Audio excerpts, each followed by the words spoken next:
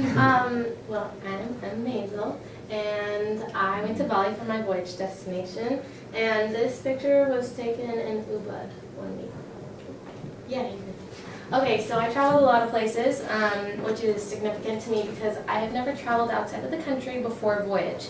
So that kind of was a huge step for me, and I kind of dove headfirst by being there for 2.5 months. So my first stop was Doha, Qatar. I was only in the airport, but it was pretty cool. Then in Bali, Indonesia, I lived in a small fishing village named Tianyar.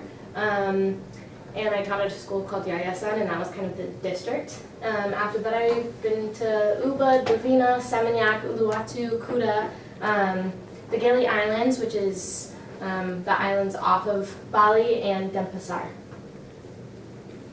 All right, so the challenges, there are quite a few. That's kind of, while I was there, all I could really think about is all the things I had to go through while I was there. So my first challenge was figuring out whether I was in danger or if I was just uncomfortable, because you were uncomfortable 100% of the time, and then sometimes, like, you actually were in danger.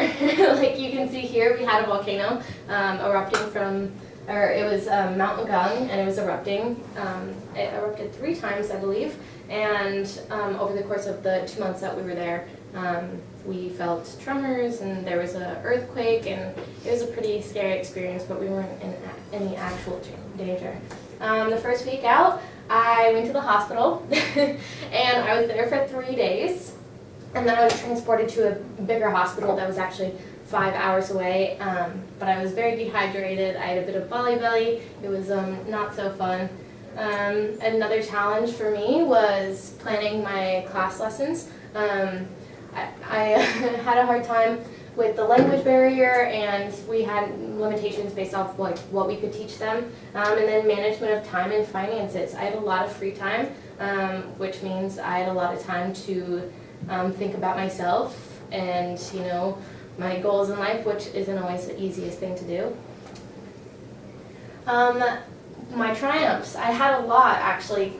Once I came back, I was more able to kind of think about them and recognize them. So the first one was making connections in my community, with the locals, with other volunteers, with passerbyers, and with my students. I will always remember my students, and I might actually go back to visit them. My cultural experience was amazing. I was able to explore the entire island, and conquering my fears. I put that under challenges, but then I was like, no, that's a triumph, like getting over a volcano, illness, living conditions, and the trauma that I faced.